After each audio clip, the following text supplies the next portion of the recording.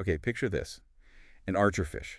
It's this incredible sharpshooter, right? It spits a super precise stream of water, knocks an insect clean off a leaf straight into the water. And bam, dinner in like 50 milliseconds. It's amazing. It really is, and it's such a vivid example of how animals can be just incredibly effective eating machines. I mean, using strength, speed, even toxins, traps, camouflage. They're highly adapted. Exactly. Almost all animals have, specialized muscle and nerve cells that lets them move fast, react quickly. And most have that complete digestive tract too, mouth to anus. Super efficient processing. Right, so you combine mobility and nervous system, that digestion, and increasingly complex behaviors. And you get these, dangerous creatures that dominate. But that brings us to the big question for this deep dive.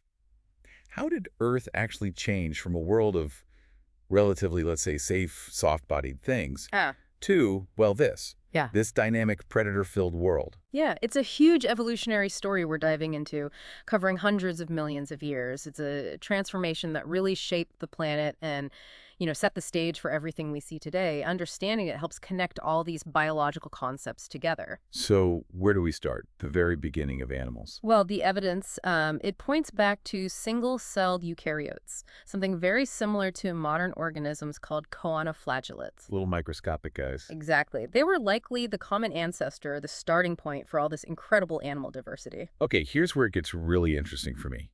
We don't have, big fossils from that far back, do we? Not macroscopic ones, no. But what researchers have found is pretty amazing. In 710-million-year-old sediments, chemical traces, specific steroids. Steroids, like fossil steroids? Kind of. They're chemicals mainly produced today by sponges, and sponges are definitely animals. So it's like this ancient chemical signature saying, animals were here. Wow, 710 million years ago? Yeah, and it lines up pretty well with molecular clock studies, too. Those use DNA mutation rates to estimate divergence times. They often place the common ancestor of all living animals, maybe even further back, like 770 million years ago. So the chemical clues and the genetic clocks sort of agree. Broadly, yes. But the first visible fossils, the macroscopic ones you could actually see, those only show up around 560 million years ago. That's the Ediacaran biota. I've heard of that. What were they like? Well, they were soft-bodied, multicellular. Some looked a bit like maybe early molluscs or sponges or even jellyfish-like things. Others are honestly completely alien, nothing like anything alive now. And among those early forms are the sponges, right? The basal animals. Exactly. Phylum Porifera. They're incredibly simple, sedentary often. So simple, the ancient Greeks sometimes thought they were plants. Huh. Easy mistake to make, I guess. They're filter feeders. Water goes in through pores, special cells with flagella trap the food, and other cells distribute it. But the key thing, no true tissues. Okay, so no organized groups of specialized cells working together like our muscles or nerves. Precisely. That lack of true tissue sets them apart. The next big step is the eumetazoans, the true animals, which do have tissues. Molecular clocks suggest they diverged around 680 million years ago. And that includes things like jellyfish. Yep. Cnidarians, hydrozoans, jellies, sea anemones. They have a really basic body plan, kind of like a sac. There's a gastrovascular cavity inside with just one opening that acts as both mouth and anus. One hole for everything. Efficient. In a way. They're carnivores, using tentacles to grab prey and stuff it in there. But what's fascinating is, despite being predators, they don't have a brain. No brain. How do they coordinate anything? They have a nerve net. It's decentralized, spread out, lets them react to stuff coming from any direction. Okay, so by about 560 million years ago, we've got these simple, soft-bodied animals, some with basic tissue, some without. Still sounds relatively peaceful. It does, doesn't it? But then maybe around 535 to 525 million years ago, everything changed dramatically. The Cambrian explosion. That's the one. Not a literal explosion, but an explosion of life. A really rapid diversification in the fossil record. Suddenly, we see ancestors of many modern animal groups, arthropods, chordates appearing, and crucially, these are the first animals with hard, mineralized skeletons. And this wasn't just, oh, look, new animals. It fundamentally changed the oceans. Right. Made them dangerous. Totally. Before the Cambrian, you mostly had these large, soft grazers, filter feeders, scavengers, not much evidence of big predators hunting things down. But then, boom, Cambrian oceans get these large predators, some over a meter long, with claws. And at the same time, prey start showing up with defenses, sharp spines, heavy armor plating. The arms race. Exactly. A massive biological arms race kicks off, completely rewriting the rules of life. So why did this happen so relatively quickly? What caused the explosion? That's the million-dollar question, and there isn't one single answer. Biologists have a few really strong hypotheses, and they probably all played a part. Okay, like what? Well, one is that predator-prey coevolution itself. That arms race we just mentioned, predators get better, prey get better defenses, driving rapid change on both sides. Makes sense. Survival pressure. Right. Another is rising oxygen levels.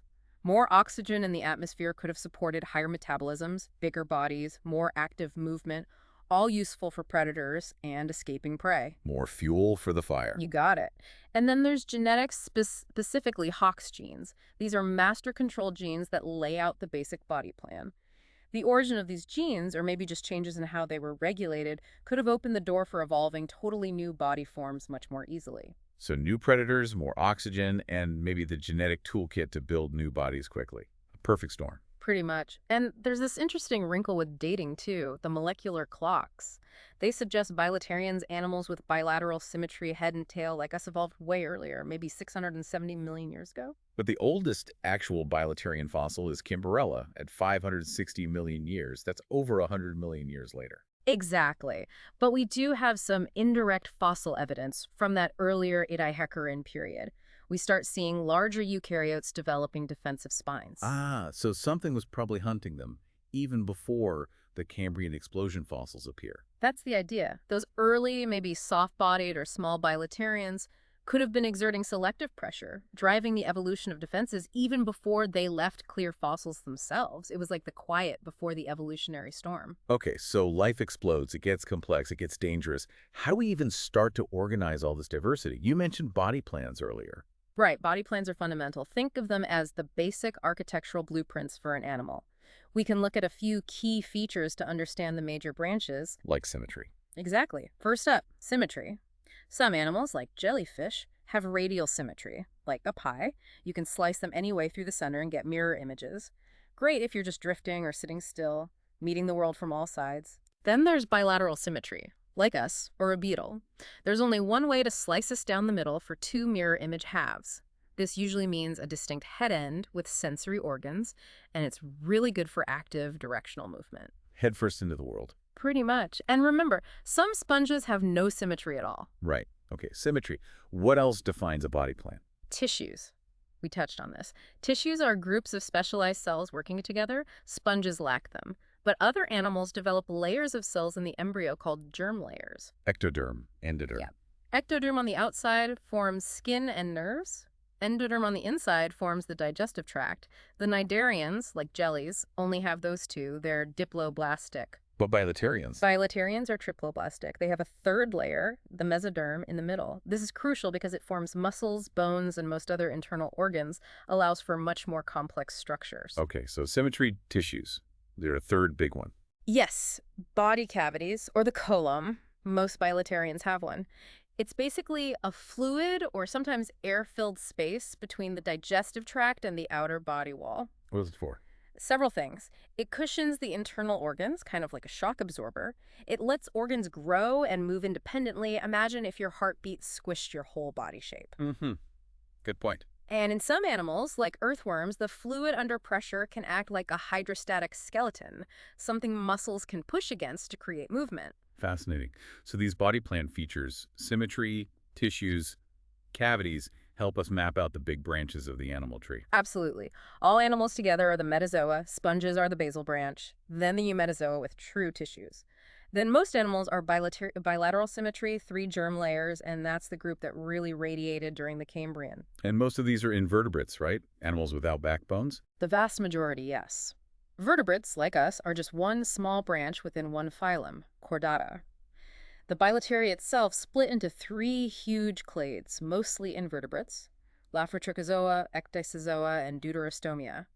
These groups pretty much took over the Cambrian oceans. Can you give an example of the kind of diversity we see within one of those invertebrate groups? Sure. Let's take the molluscs, part of the Lophotrochozoa. There are over 100,000 species. Think snails, clams, squids, octopuses. Wow, that's a lot. What's their basic plan? Generally 3 main parts. a muscular foot, often for moving, a visceral mass holding the organs, and a mantle, which is tissue that often secretes a shell. Many also have this rasping tongue-like thing called a radula for feeding. And they look so different, a snail versus an octopus. Exactly. It shows how that basic plan can be modified. The octopus's foot evolved into its tentacles and siphon. The shell is reduced or gone. Incredible adaptation. What about another huge group? Arthropods, insects, spiders, crabs? Oh yeah, the arthropods. Ecdysozoa. They are unbelievably successful. Over 1 million species described, maybe trillions upon trillions of individuals on Earth. A billion, the estimate said. What's their key? Their body plan.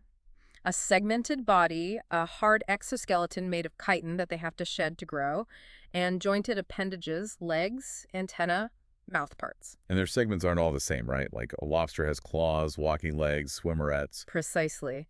Early arthropod ancestors might have had more similar segments, but evolution fused and specialized them into regions like the head, thorax, and abdomen. And again, this amazing diversity in form comes down largely to changes in the regulation of those Hox genes we mentioned earlier, not necessarily inventing brand new genes. Evolution is a tinkerer. Okay, so invertebrates rule the early seas. Yeah. But then came the vertebrates. How did that lineage get started? Right, so vertebrates belong to the phylum Chordata. At some point in their lives, all chordates share 4 key features. There's a notochord, a flexible rod for support. Like a primitive backbone. Sort of, yeah. Then a dorsal hollow nerve cord becomes the brain and spinal cord.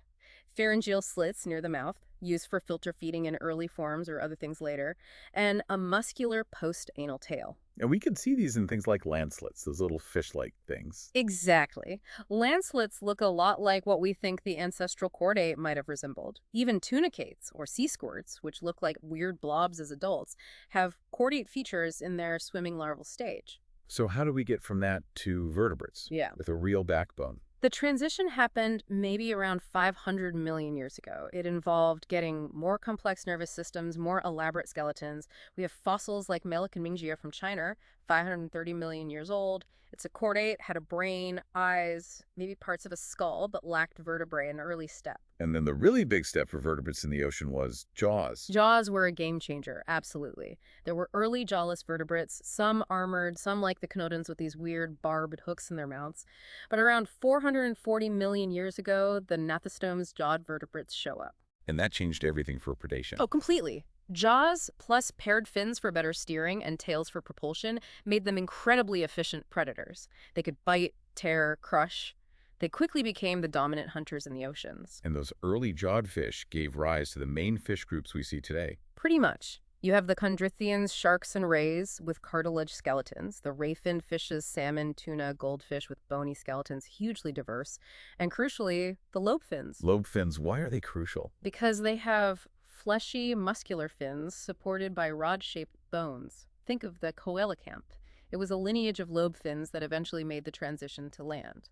So yeah, the rise of bilaterians, both invertebrates and these new jawed vertebrates, utterly transformed the oceans from that earlier, softer world into the dynamic, often dangerous place we know. Okay, so the oceans are teeming with complex life, predators, prey. What's the next frontier? Land. The land invasion, a monumental step.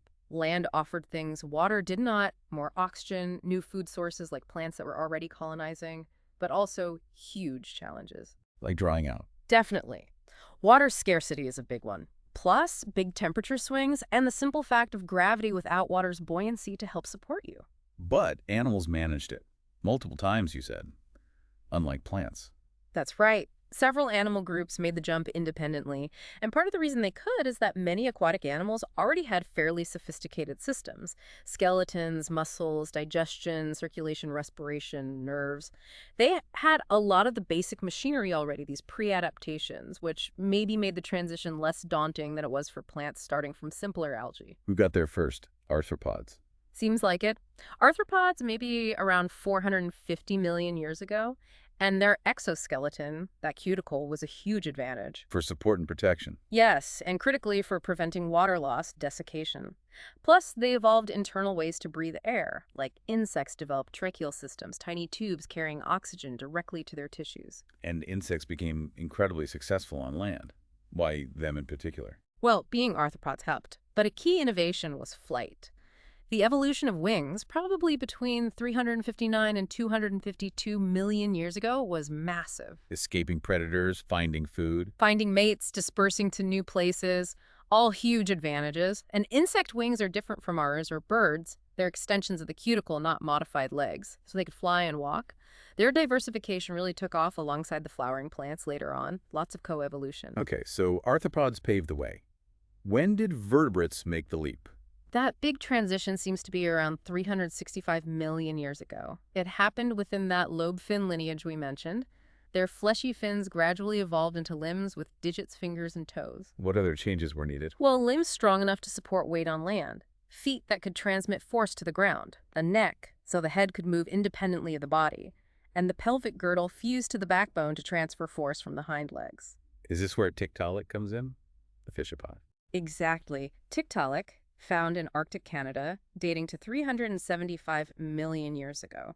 It's this beautiful transitional fossil. It has fish features, scales, fins, gills, and lungs, which many fish have, but it also has tetrapod features, full ribs, a neck, bones in its fins that look like wrist bones, a strong pelvis. So it had the beginnings of land adaptations even while still living mostly in water. Precisely. It shows that many key tetrapod traits evolved before the full move to land. It wasn't like one day a fish just flopped out and decided to stay. And the first group of tetrapods still living are the amphibians.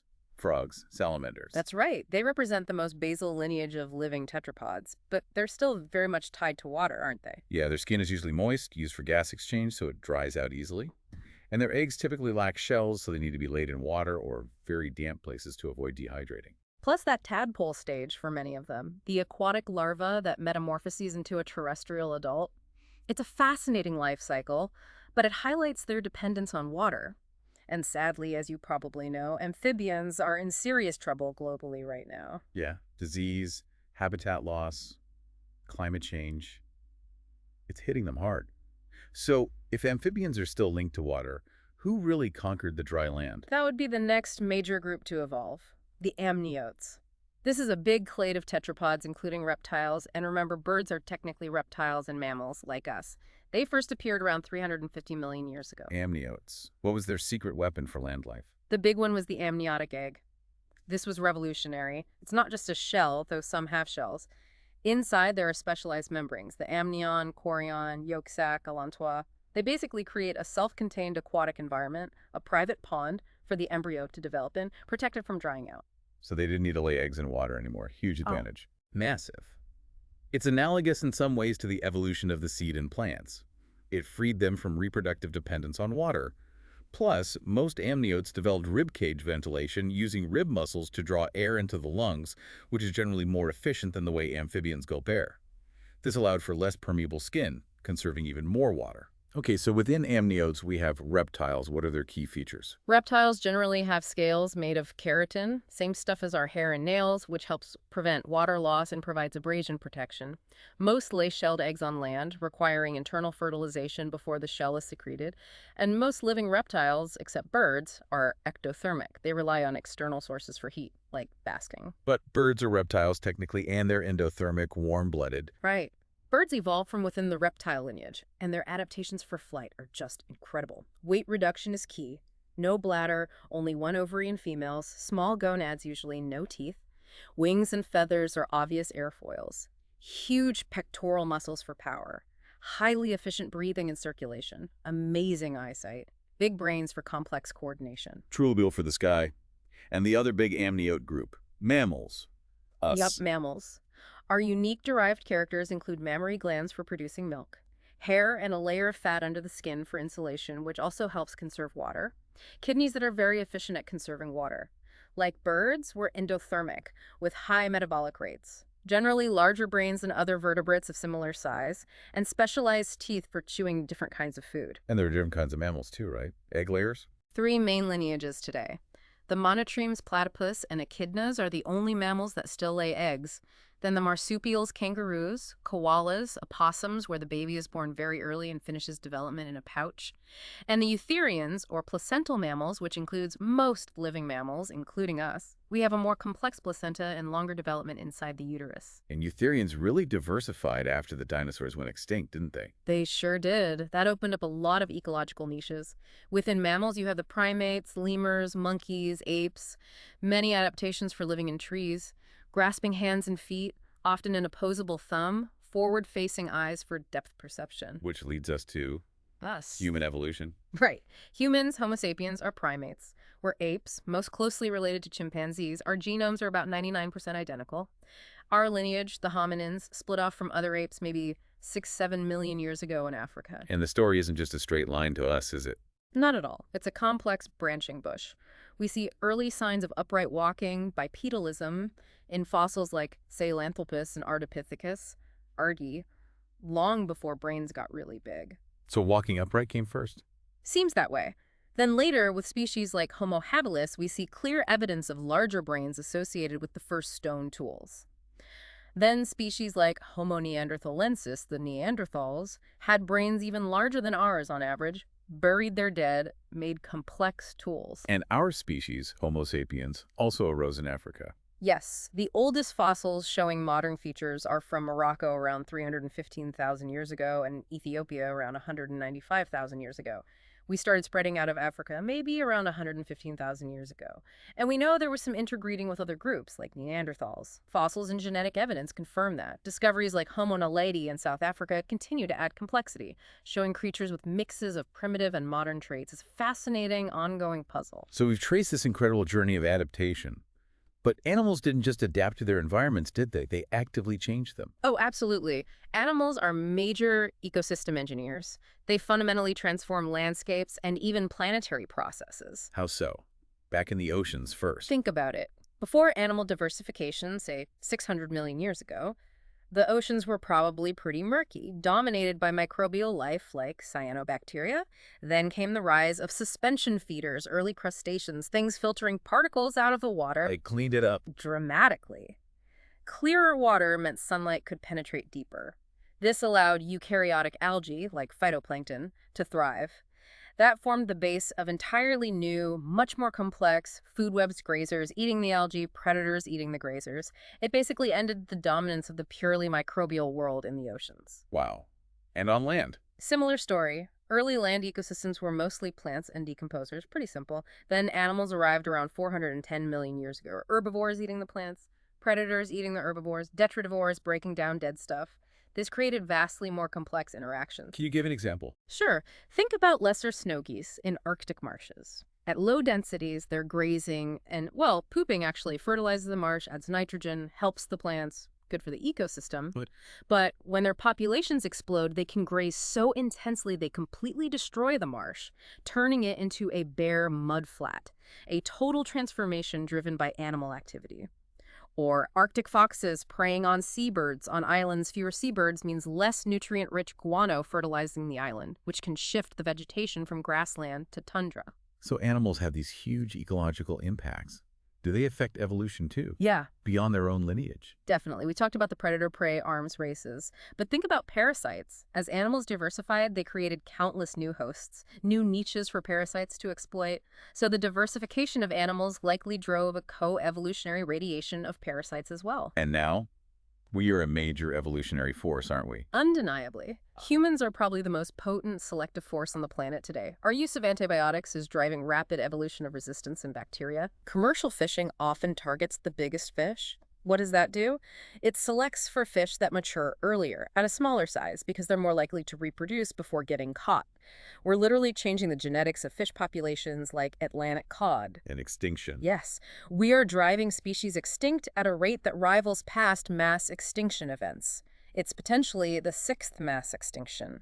You might be surprised, but molluscs, snails, clams, mussels account for something like 40% of all documented animal extinctions since historical times. Many are highly vulnerable. Is there any hope? Can things recover? There is hope. Conservation efforts can work. For example, reducing pollution has helped some populations of freshwater pearl mussels rebound. It shows that if we change our impact, we can allow recovery. That's important to remember. It really puts our own evolution in perspective, too. This whole story, it's a branching tree, isn't it? Not a ladder with us at the top. Exactly. It's a vast, complex phylogeny. Prokaryotes are still incredibly successful. Ray-finned fishes are vastly more diverse than terrestrial vertebrates. Every lineage has its own story of success and adaptation. Our aquatic ancestors aren't failures just because they didn't crawl onto land. So to wrap up our deep dive today, we've journeyed from the faint chemical whispers of the very first animals, through the Cambrian explosion that filled the seas with complex life, explored the fundamental body plans that allowed animals to diversify, traced the path onto land, and seen how amniotes like reptiles, birds, and mammals truly conquered terrestrial environments. And crucially, we've seen how animals aren't just passive inhabitants. They actively shape their ecosystems, driving ecological and evolutionary change on a massive scale, right up to the present day with our own profound impacts. It really makes you think. It does. And here's something to ponder. Given how dramatically animals have reshaped Earth over millions of years, often in unforeseen ways, what evolutionary pressures, what new niches are we creating right now through our global influence? What might the future of life look like because of us? A powerful question to leave you with. Thank you for joining us on this deep dive into the incredible story of animal life. We hope this helps make sense of the amazing diversity around us.